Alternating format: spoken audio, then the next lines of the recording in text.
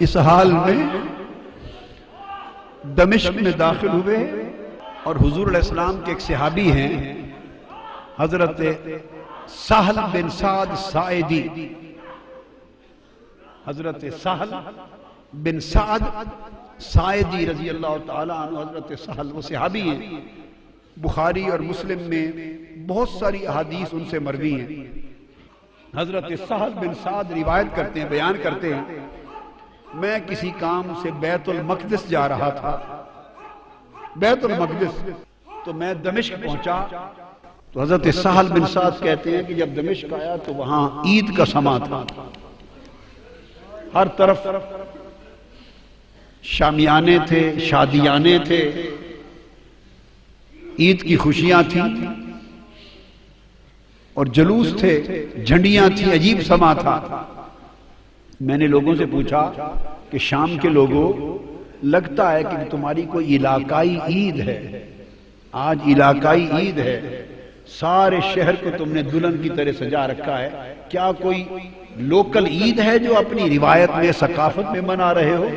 انہوں نے کہا تم کون ہو؟ لگتا ہے کہ شام کے رہنے والے نہیں ہو۔ انہوں نے کہا نہیں، میں تو مدینہ سے آیا ہوں۔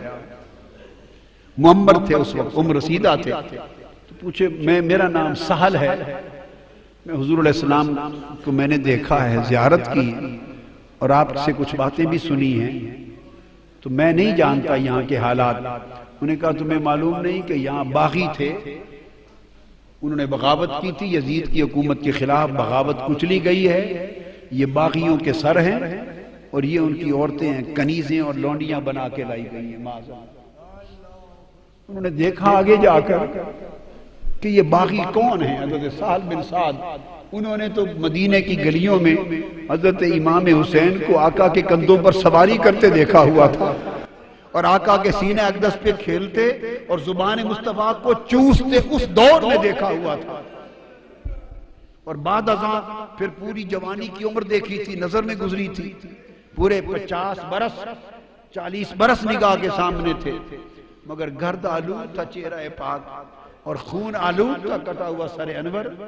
آگے قریب جا کے دیکھا کہ یہ باغی کون ہیں، اور قریب دیکھ کے کسی کو کہتے ہیں کہ ان کی شکل تو حسین کی طرح نظر آتی ہے۔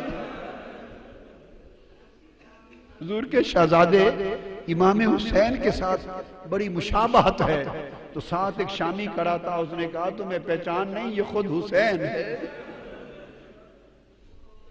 چیخ نکل گئی، رو پڑے اور رو کے یہ قافلہ کدھر جا رہا ہے؟